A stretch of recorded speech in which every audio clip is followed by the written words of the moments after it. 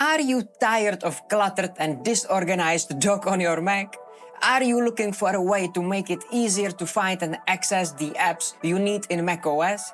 Well, I'm here now to show you how to add dock separators in macOS and why they can be a game changer for your workflow.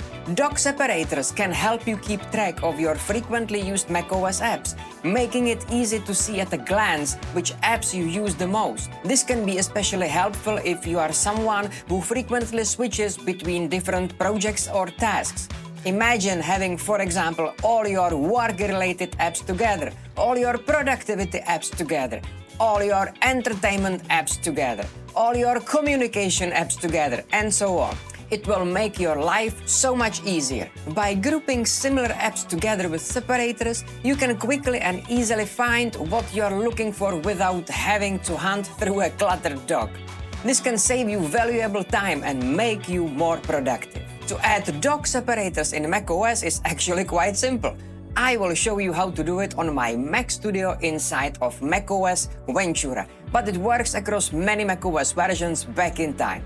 All you have to do is open Terminal application. Wait. I know what you are thinking now, but don't freak out. It's really extremely easy. Believe me, I will show you. You can find macOS Terminal in Applications and Utilities folder, or just use macOS Spotlight to start it. Hit Command and Space and just type Terminal, and it's gonna open Terminal for you. I prefer iTerm over the stock macOS Terminal, but it's the same functionality. So just hit Enter and open it. By the way, I prepared for you all commands I will show you today in this video description, so you can just copy and paste it. Now type or copy and paste the following command: defaults write com apple blah blah blah.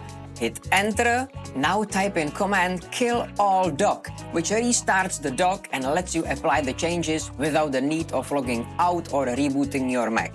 Now just hit Enter and voila!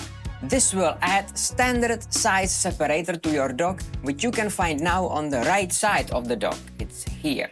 And now you can just move it and place it anywhere you want. So let's say I will separate my work productive apps. But you can also add various available sizes of the dock separators by using different values in the command. The standard dock separator looks to my taste too wide, so I personally like a bit smaller one, which you can get by executing this command. Now again, don't forget to execute the kill all dock command. Fine.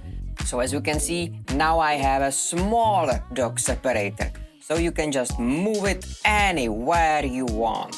You can add as many separators as you want. Just repeat the process as many times as many separators you want to add. So I will now just repeat it.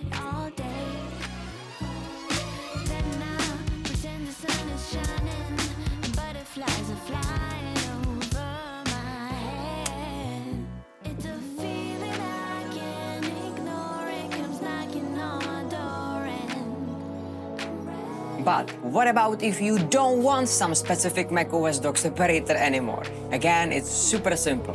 To remove any dock separator, just drag it outside of the dock and release it. Easy like that. If you would need any help with your Apple Mac, Windows or Linux computer, I offer one-on-one video calls and remote sessions to your computer in front of your eyes on my Patreon and my Morgonaut.cloud website.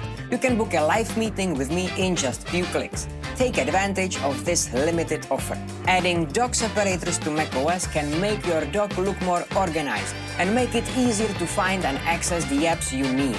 It's a simple process and can make a big difference in your workflow. Give it a try and see how it can help you be more productive. Don't wait any longer and learn how to add dock separators in macOS today. And as a Mac user, you should definitely check my other useful video here. So, I hope I made your day again a little better. If so, then please click the like button below and share this video so it can help to more people, and of course subscribe to this channel so you won't miss any of my future helpful videos. And see you next time, my Macintosh friends.